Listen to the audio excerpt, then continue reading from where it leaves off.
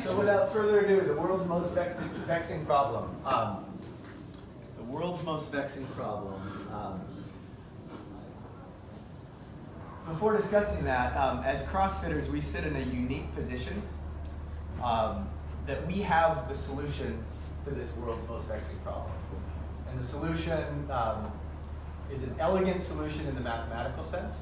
But the idea is, not only is it elegant, not only is it a solution, but it may be the optimal solution, right? So it's elegant and it's possibly optimal. But any guesses as to what the most vexing problem in the world is today? From a CrossFit perspective, right? It might be global warming to some or peace in the Middle East to others. But the world's most vexing problem is chronic disease. And what is chronic disease? Throw out an idea of what you think chronic disease is. Cancer. Is an example of chronic disease, yeah. Avoidable. Diseases that can be affected by lifestyle and are avoidable. All right, so that's moving on to the solution already as well, right? But that's okay. Like, I'm going to give you this. If you could, there's 5 of these. If you could tear one off, and you guys can have one for the group, and I want to spread that out. But there are 35 chronic conditions as listed by this guy named Booth, a PhD, and his team, that were listed back in 2012. This is a cluster of about 800 different scientific studies that point to the root cause of many of these chronic diseases. And the root cause, let's actually, can you read one, Pam? What's your favorite one on the list? What pops out to you? 35. Low cardiorespiratory fitness. Oh, that's interesting, because that is the list of all of them. So one more, Andy? Type 2 diabetes, right? And how about Rich? I don't know what it is, but sarcopenia. Sarcopenia? Yeah. Does anyone know what sarcopenia is? Weak muscle. Oh, really? Sarcos means low meat mass. And then what about the low bone density mass? We're more familiar with osteoporosis, osteopenia. But stroke, congestive heart failure, fatty liver disease. And this article, the headline is "Lack of exercise is a major cause of chronic diseases." So we have a link that we know that we do CrossFit, and CrossFit is directly targeted to fixing or avoiding these 35 causes of death. Causes of death. So Greg talks about, he's got this great idea, 3, 4, 5. Do you know what these are? These are the 5 buckets of death. Right? Yeah. The 5 buckets of death all end in ick. So the 5 buckets of death, they're icky, right? The first one is chronic. Chronic disease. I'm going to make this bucket like this big. So these are the ways that we die. We die via chronic disease. Some of the other ways that we die. All of them end in ick. Tragic. What's that? Tragic. Trauma. Yeah, okay, so that's kinetic. So anything motion related, they're accidents. This one has to do, this is likely the most unavoidable way that we die. It has to do with many cancers, right? Genetic. You can't pick our parents. Toxic. Toxic, nice. Right, environmental causes. And then this is kind of what we think of most sickness. It's either bacterial, viral, fungal, microbic. Oh, could be done. Any guesses as to how large each one of these are, and sort of the reasons why we die? It's 70. This is 70%, and this is 30%. If we talk about more like the costs of these versus these, this is 86% of our costs in terms of research and healthcare and all that stuff go into chronic diseases. What do you think I mean by an elegant solution? An elegant solution to the world's most vexing problem. Something that Cheap, it's accessible. Efficient. Yeah, Everybody all of can those. learn. I'm going to say simple and efficient, simple and efficacious, marked by simplicity and efficacy.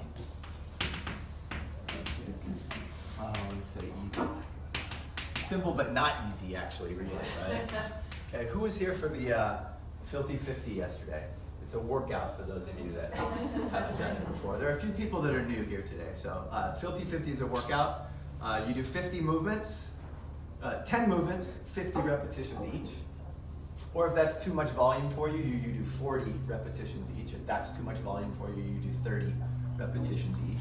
But when you do the Filthy 50, you are on your way to one of the two solutions to the world's most vexing problem. And that solution is you're fighting or you're exercising, so you're fighting sedentarism. Sedentarism, I think America has perfected it. It's the art of just sitting there and doing nothing. Surely there's value in that, clearly, because on the other side of sedentarism is, I don't know what it would be called, hyper doing everythingism. But sedentarism is basically sitting down and doing nothing. So that's one of the two root causes of chronic disease. So those of you that are doing the Filthy 50 are halfway along the way. What's on the other side? What's the other one? The other solution to the world's most vexing problem. Right, it's nutrition related, and we'll say specifically for today that it is excessive consumption of carbohydrates. More specifically, excessive consumptions of refined carbohydrates, and even more simple than that, it's sugar. So it's interesting that for those of you that did the Filthy 50 yesterday, are you doing CrossFit yet? Right? But if you're just doing this one, you're not doing CrossFit yet. You know, over, let's see, CrossFit, if you'd say it started in roughly 2001, and now it's 17, 18 years that it's been posting their workouts online. And seemingly the sole focus is on fighting sedentarism, or being physically active, or doing the Filthy 50, or pull-ups, or muscle-ups, or heavy weightlifting, and all of those clearly have benefits, huge benefits. In fact, some people, believe it or not, just do CrossFit, and they don't do anything else in terms of these two sides of the equation. They've never addressed their diet. In fact, many people do that. I'm not going to ask you to raise your hand, but some, even at CrossFit Malibu, all they do is the exercise. Do you think they get benefits? Absolutely. Absolutely. Like, they get personal records in January. They change the whiteboard. They're looking at the blog. They're checking to see which workouts they should come to so that they can PR on Jackie or any of these other workouts that we pre and post test. But are they doing CrossFit yet? Greg would say no. Greg would say you're not even halfway there.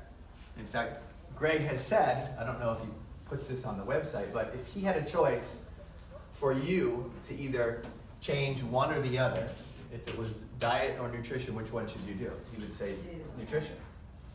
He would say nutrition. And my example for that is my father-in-law, Jack. He's 83 years old. He was 240 pounds, and now he's regularly 214 pounds. And my wife knows that because every day one of his caretakers sends a text picture of the notes of his blood pressure, his weight, and every single thing that he ate for the day. And he's down, on average, like roughly 25 to 30 pounds. And Jack, I could finish the phrase, Jack doesn't do the Filthy 50. He does barely anything. In fact, I think the last physically active day the last day of exercise Jack had was with Boston College in 1958 when it was his last football game. Like, that's what he did. And then smoking and drinking at the office, like, that's what you did in the late 50s and the 60s. But Jack has completely controlled his diabetes. He doesn't take diabetes medication. He's off of his heart medication. He still has a cholesterol medication that, you know, it would be fun to experiment. I should say fun. It would be great to experiment for some time without that cholesterol medication. So he eats well. And my wife provides the diet. The caretakers make exactly what she says. And when, usually it's a sibling, is at their house for the weekend, and it's donuts and wine and pizza, you know what happens? Yeah, tons of different things happen. There are 7 things that are directly related to chronic disease, 7 physical manifestations. One of them is blood pressure. One of them is cholesterol, we'll look at HDL levels. Anybody have any idea what some of these other ones are? Sarcopenia is one of them, so we'll say muscle mass. Any other ideas? 7 things that affect your Blood sugar. disease status. Yeah, blood sugars, but I'm gonna write specifically A1C levels. So triglycerides? Triglycerides, that's it, free fatty acid floating throughout the body. So we have 4 here that are chemical in nature. Let's see, 3 that are chemical in nature, and 4 that can be measured more mechanically. One is blood pressure, the other is muscle mass. So what's the opposite side of muscle mass? Body fat. Yeah, body fat. Bone density? And then bone density. So this is osteopenia, sarcopenia, the 2 sides of the coin. So Jack has modified many of these by doing 0 burpees and no pull-ups. All right? So we know that altering diet makes a profound effect. Some of you in here know that adding diet to exercise makes a profound effect, right? Especially when you're married and you can do the program together. I'm glad you guys are here. But what about my dad? So my dad is basically he's relatively physically incapacitated over the past 3 years due to his chronic illnesses, right? But he doesn't do anything at all. He doesn't change his diet. He doesn't change his exercise.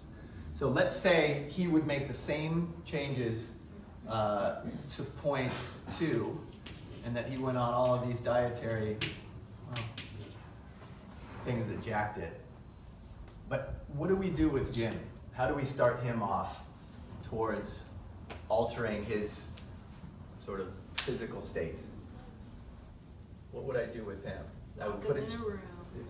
Could be, yeah, so that he couldn't get to all the diet things. And in the room, all there is a chair, and all he has to do today is sit down 10 times and stand back up. You do 10 squats, or as sometimes we used to call them, sit to stand. Like just sit down, stand up, sit down, stand up. So if Jim today did 10 squats, and on that same day he decided to not drink Coke, right? So no Coke. He has eliminated what we would say are the root causes of his disease.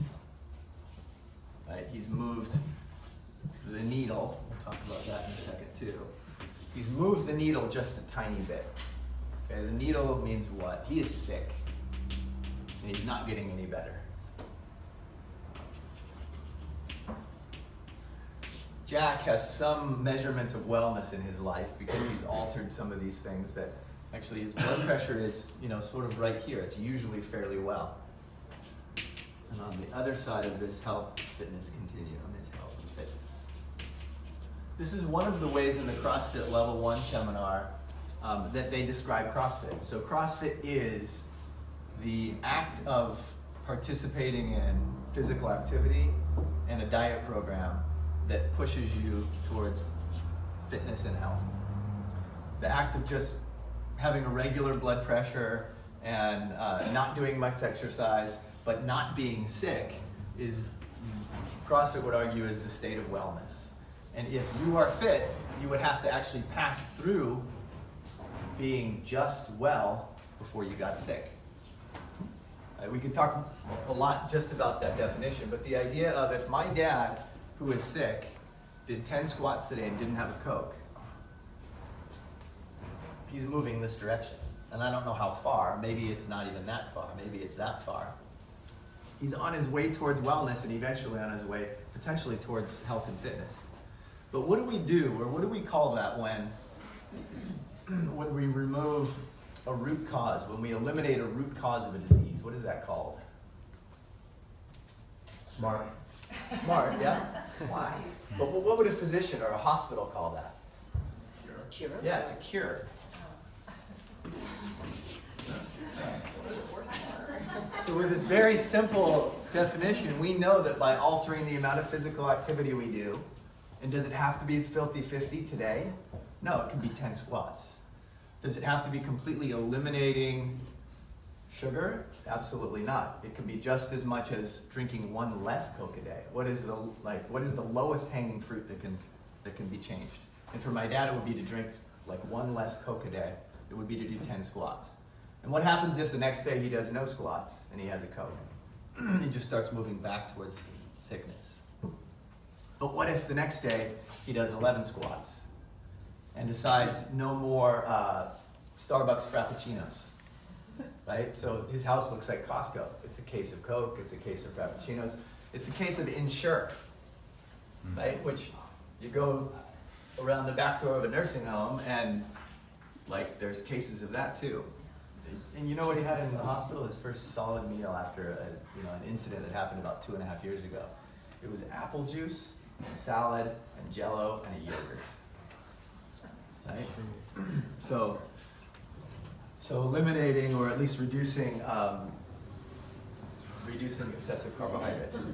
Let's talk we know this part, at least, raise your hand if you know this part, or at least the physical activity part. I mean, you're here, you're gonna do a workout in another 6 or 7 minutes.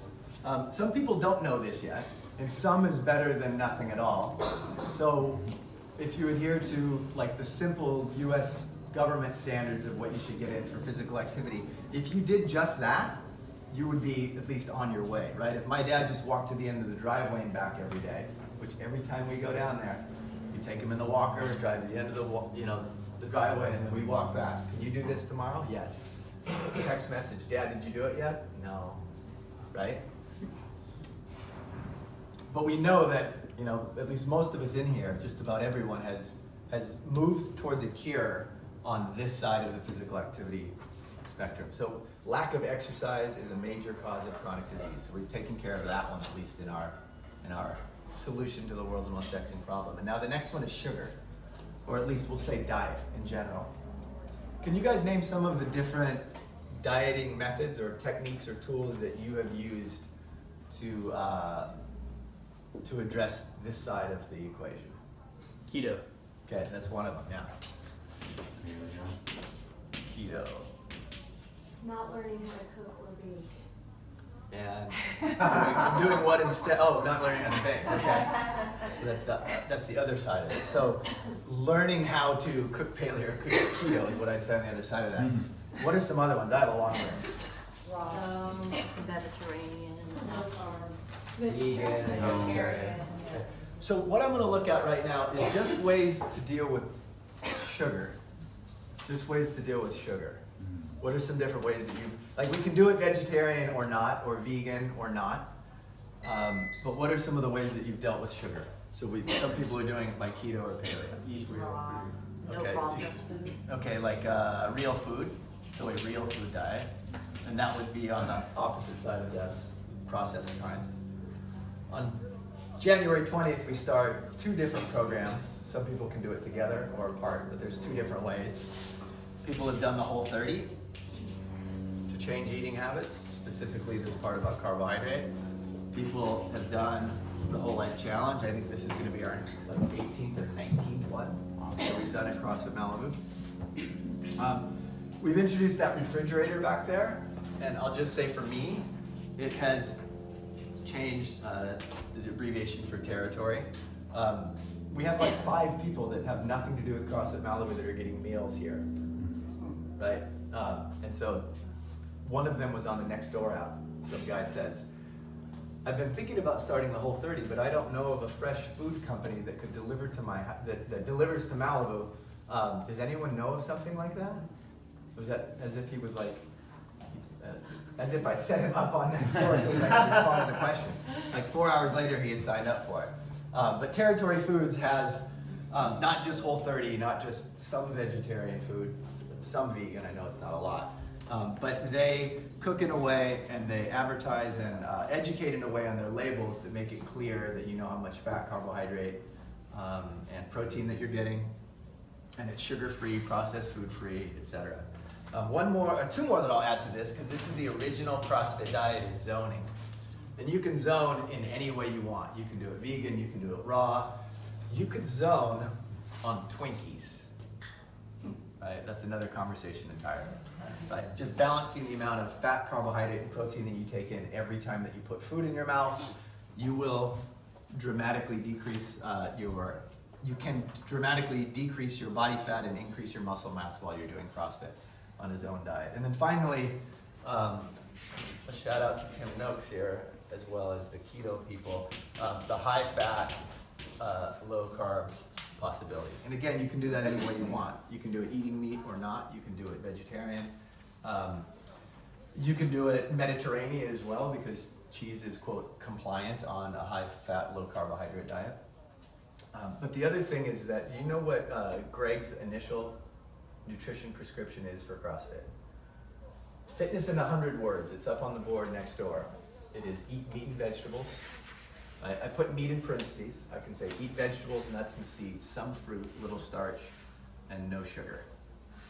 So if you want to start on your way towards addressing this root cause of chronic disease, start at the end of the equation. Most people start at the beginning, or somewhere in the middle. Why can't you eat potatoes? Or meat's bad for you, or I don't like vegetables. Fine. Don't start on that end of the sentence. Start at the end of the sentence with sugar. It says no sugar. And I guarantee you that regardless of which one of these you choose, even if it's a low-fat diet that the Pritikin diet, if it's low-fat but no sugar, these two things will change with exercise, right? Without exercise, that will change. So start at the end of the sentence. I think we often find that we're arguing over the details of, well, vegetables are carbohydrate, or what's wrong with fruit? Just start on this side of the equation, the no sugar side. So with what you do here at CrossFit Malibu, if we talk about the two sides of the equation, the physical activity side, just about everyone here is doing CrossFit regularly. How do you do more? Well, instead of 2 or 3 days a week, you do one more day a week. Or you play tennis, or surf, or do yoga, or something else. So you can add just one more day. If you're only getting here 1 day a week, then you need to add 2 or 4 more days. But 5 days a week is okay. There's people that do 6 days a week here. They're the anomaly. They're off the ends of the charts. That's not normal. It's not necessarily bad, but I'm not necessarily advocating it either. If you're here and doing physical activity 4 to 5 days a week, one of those days that you're here can be an active rest day, right? It can be literally going through the motions. I love the phrase going through the motions, because it sounds like it means like doing as little as possible to get by. But here, on a Wednesday morning, if you've already done the Monday, Tuesday class, going through the motions would mean going through a warm-up, getting in 6 to 8, maybe 12 minutes of skill work. And then even if it's in the workout, maybe it's filthy 50. What if yesterday you did filthy 10? And you spent 2 minutes working on 10 repetitions of, 2 minutes on a pull-up, 2 minutes on your push presses, 2 minutes on your kettlebell swings. You wouldn't be completely tired. You wouldn't be completely, exhausted, but you'd be able to work out again on Friday and Saturday of the next week. So consider adding a day. I've talked to a number of people about this as well. This is a big jump. Consider a weekend CrossFit Level 1 seminar. Right? Consider going to a 16-hour, 2-day training. Who in here has done it before? Right? Raise your hands up high. So more than you thought, right? Michaela's going to do it sometime soon. From this gym, 30 people have done the CrossFit Level 1 seminar. Right? That's not including me, so 31. It's basically 16 hours, 2 days of talking about, it's mostly physical activity, but it's also diet. And it's also what do they call it? Self-help. It's like you get 16 hours of training on how to move and how to program in your life how to move. I would also consider you from the physical activity side of trying to encourage somebody else to do it. Find one person. When people leave from here, we lose most of our members because they move somewhere else. And we've had people buy equipment and open garage gyms. So we have one person here that had shoulder surgery about 3 months ago, and you know what he did 3 months prior to that? He knew the surgery was going to be scheduled. He bought a kettlebell, he bought an ab mat, he has a pull-up bar installed, and he's been doing workouts at his house for since the surgery, basically. When Matt Powell moved from here, he opened a garage gym, which turned into CrossFit Maplewood, which he sold, and then he's in Pennsylvania now, planning on opening his own garage gym, or another CrossFit affiliate. So this will be his third affiliate that he's owned, and it's all because he went to the CrossFit Level 1 seminar and was like, "Hey, my neighbors want to do this." So consider trying to find one person that you can train to do CrossFit. For some of you that have been here for a while and haven't done the Open, right? Consider joining the Open. Consider the specialty classes on Monday and Wednesday night at 5, if you haven't done one of those. Consider Open Gym. So Seth came yesterday and worked on wall shots and pull-ups during Open Gym time. John came in to work on some deadlifts. So if you haven't been to one of those, then come. If you haven't been to a Saturday class, I'm preaching to the choir here, but who has never been to a Saturday class before that's going to work out today? All right, so Kathy, welcome. All right, but do something on this side of the equation, right? Do something different. Of course, I always add at the end of this, go outside and play. If you haven't surfed, try surfing. If you haven't played tennis, find someone to hit the tennis ball with. And in terms of your eating program, in terms of what you're doing by way of food, remember I asked, are you doing CrossFit yet? So if your CrossFit experience is only on this side of the equation, and you care at all about performance, or what if you don't care about performance and you only care about what your A1C level is? Or what about if you don't care about any of that, but you just care about what you look like on the beach? Then this is the one to hit. This is something that you can do. And this one, I'm going to encourage you to pick one of these food programs, maybe both. When I reach right behind you, I'm going to grab this book.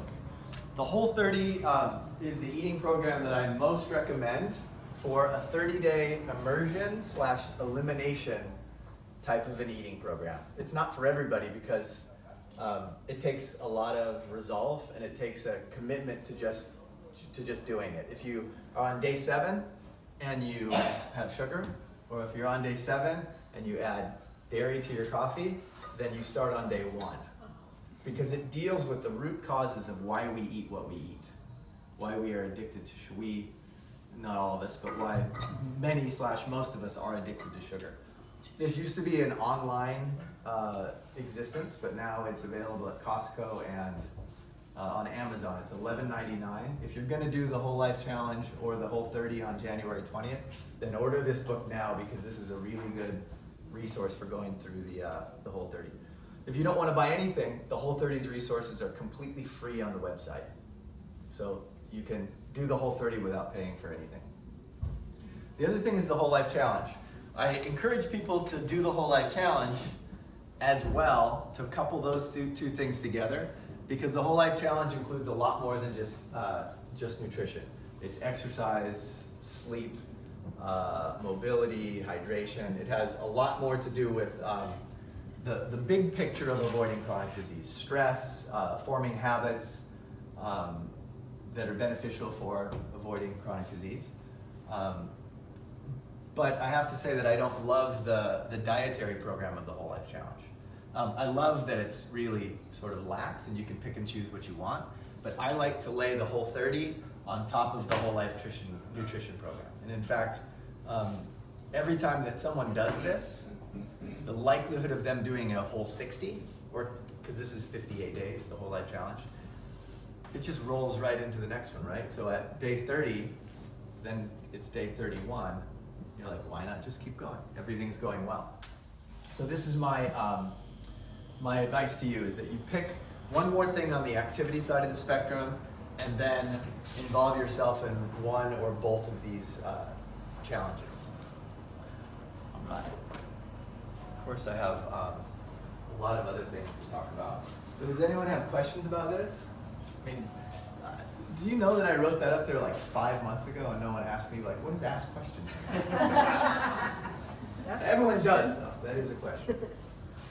I want you to ask questions, please. A couple of people recently have done a 1-week food inventory.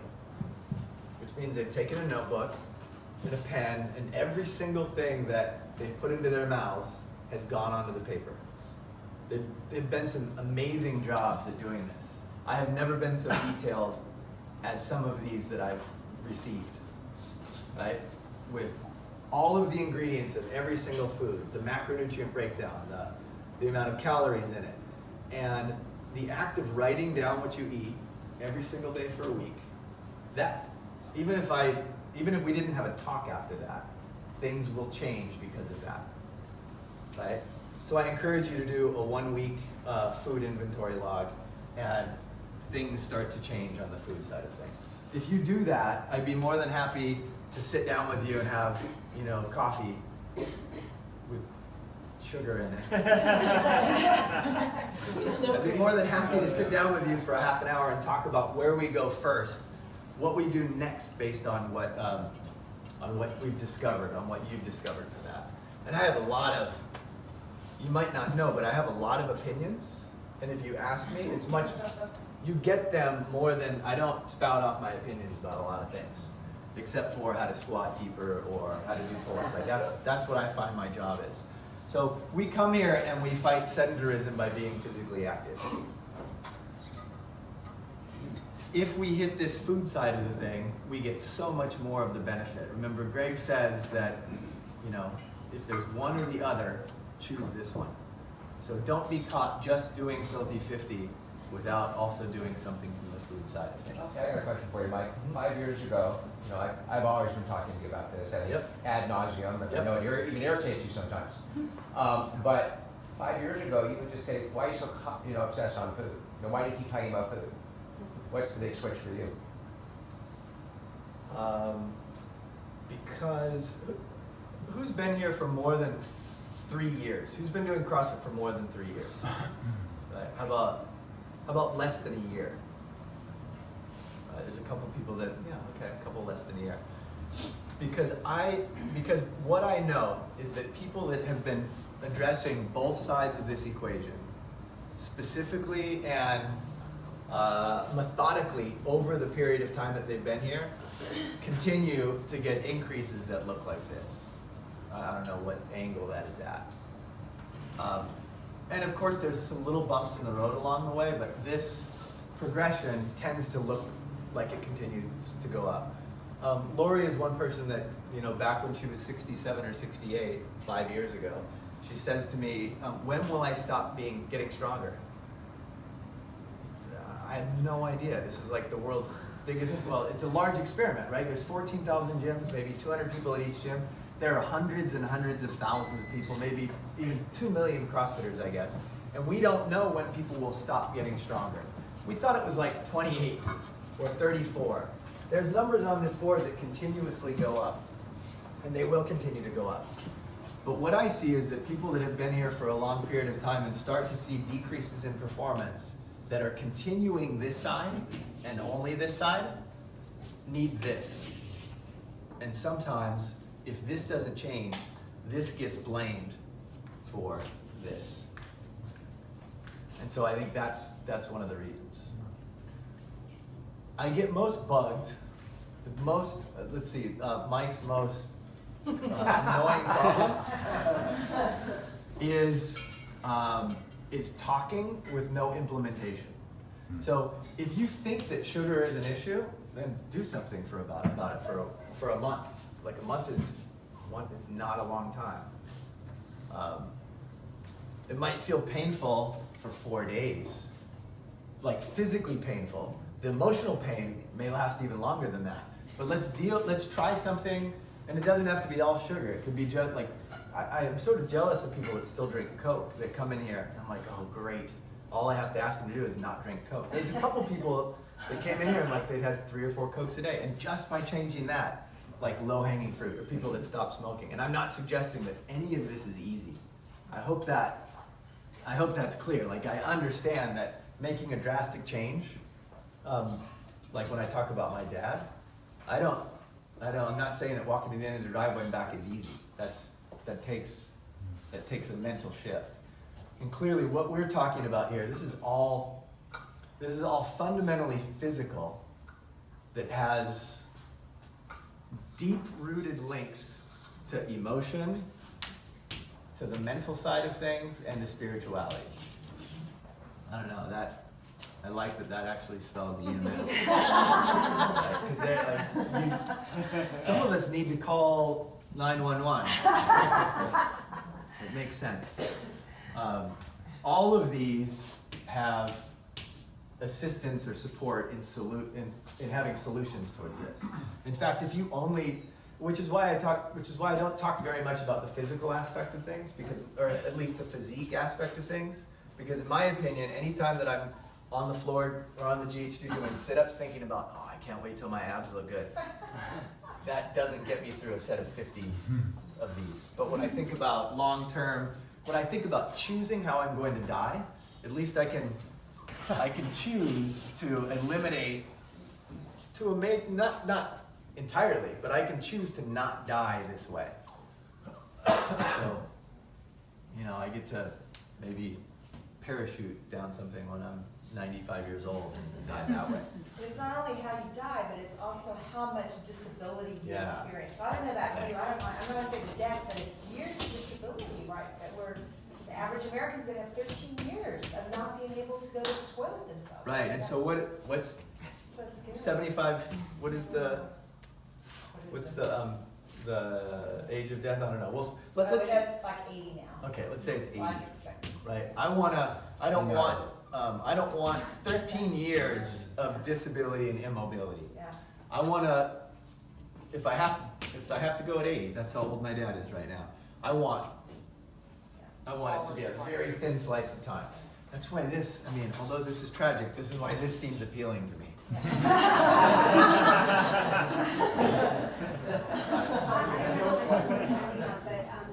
Calorie counting, is that as important when you're eating right? It is- When it you're is- following and then how do you figure out what calories will work for you? It is a way to go. Calories in, calories out. But from my opinion, it's not the place to start. I think the place to start is on this end of the equation. So if you're And doing then these already, backwards tracking, if right. you're doing all these already and you want to maintain and maintain your energy, Mhm. then we can maybe talk about it offline. Yeah, I think we could. Where And we go. the big picture is that we need to then figure out what things like your resting metabolic rate is, how much energy you burn while you're doing nothing, how much energy that you are expending when you're doing physical activity, and how much fuel. The reason why I do like this type of thing is because it looks at nutrition as fueling your body. The reason that this is that this tends to be, it can be a slippery slope, is that this tends not to take into account the hormonal levels of when you eat, how you eat, when you eat, the combinations of food that you're eating in. When it turns into like the calories in, calories out equation, that, I don't know, I'm gonna say that's failing us, right? Like, I would be much more interested at Coffee Bean if they told me how many grams of carbohydrate, fat, and protein were in something than how many calories were in it. I mean, calories, clearly, if you eat too many calories, that's a problem. But I'd rather know how much macronutrient content is in it, which is what Territory Foods does. Do you know that if we look at the standard American diet, actually not a very good basis to talk about, do you know what the allowance for carbohydrate is in the standard American diet? It's 200 or 300. Yeah, it's 300 grams a day. I know that doesn't mean a lot to a lot of people, but just to reflect back, somebody that's on a clinically ketogenic diet, right here, that would be somebody like, we have a guy here that has a son who's a type 1 diabetic for 2.5 years, does not take insulin. So type 1 diabetes, also known as insulin-dependent diabetes, the kid doesn't take any insulin because his diet is so regulated. So he's on a ketogenic diet. He takes in a maximum of 20 grams of carbohydrate a day. Now he has insulin there in case he gets a spike and the insulin can regulate it. But do you know what most, I can't say most, but do you know what a diabetic I know does? they eat whatever carbohydrate content they want during the day, and then they manage it with insulin, instead of doing the other way around. Well, that's a prescribed medical approach to That- diabetes. right, is okay. to eat a high carb diet, Right. which makes no sense. And that 20 grams is about a small apple. That's right. Just to For- give you for- an idea, yeah, to what's give you 20 an idea. grams, a small Yeah, apple. small that's- apple and a banana, you've blown it. You're blown it, yeah. You're good. And that, just to make sure that we're staying on topic, we're not here to say that eating an apple or a banana is a bad thing. But this spread from 300 to 20 grams, it's massive, it's huge. So what if you are eating 300 grams a day and you went down to 200 grams a day? What's the amount of carbohydrate in 100 grams? Is it 1 to 9, right? 4. Four, it's 4. So it's 400 calories. So if you're taking in an average of, we'll say 2,000 calories a day, I think that's what it uses, that's what the nutrition labels use as a standard amount of calories a day. That's huge. A day. That's a decrease in, 20% of total calories. And you know how much rowing as hard as you can go for an hour, for a minute? 15 calories. Now, let's not get into that because that gets a little bit messy. So the call to action. It's hard giving a talk in front of a group with a pastor in the room where the call to action involves something like coming up to the front. But the idea is pick something. If you don't do anything on this side, pick something on this side. If you're already doing both sides, pick something extra on one side or the other. Yeah, and then please ask more questions. Is the whole 30 and the whole life challenge, like, are they linked? They are not linked at all. They're linked through CrossFit Malibu, and they may know it. Oh, okay. But when people are on the Whole Life Challenge, like go to the link on the website to find more about the Whole Life Challenge. They do so much stuff now. They sold their CrossFit gym, and they do this full time. Right. They have hundreds of thousands of people that are doing 3 Whole Life Challenges a year. It starts on January 20th, so there's a ton of information about that. What's the cost for that now? I think it's $49. I think You it's can hear it, $49. it's like 20. Yeah, and they Yeah. always have discounts I'll for say that it's 77 cents a day. Okay. The reason the Whole Life Challenge is so good is because it addresses so many different things, like a variety. It addresses all of It fitness addresses your and whole wellness. life. Yeah, fits your entire life. Is that all? But more importantly for me, it has an online support system. So like you type in that I've been here for the day. If you're gonna raise your hand if you're doing the Whole Life Challenge this time around. Okay, there's usually like 14 or 15 people from the gym and another 14 or 15 remote people. I'm gonna ask this time for you to post some specific things. Like, sure, you can reflect on anything but you want, but I'm gonna say this week I'd like you to reflect on one thing food related and or one thing activity. I'll be specific about it, but it's the support network that people have. Like they can say, hey, I made this certain food and I'll post the recipe so that you can make it too. All right. Now, please ask more questions, but just not right now. At like 10:45, many of us are going to City Hall or the Malibu Civic Center to watch Paul's documentary, Unchained, on freestyle motocross. He has tickets for all of us at Will Call. If you just say you're from CrossFit Malibu, they'll let you in for free. But yeah, we're gonna start doing a workout in just a little bit. The workout only takes like 4 minutes, so we only need 3 to warm up and 4 to crush it. But if you could please put ab mats and boxes back. Thank you very much for coming, and I look forward to the next one. Good stuff. Reinforcement. He pulled it in that seminar.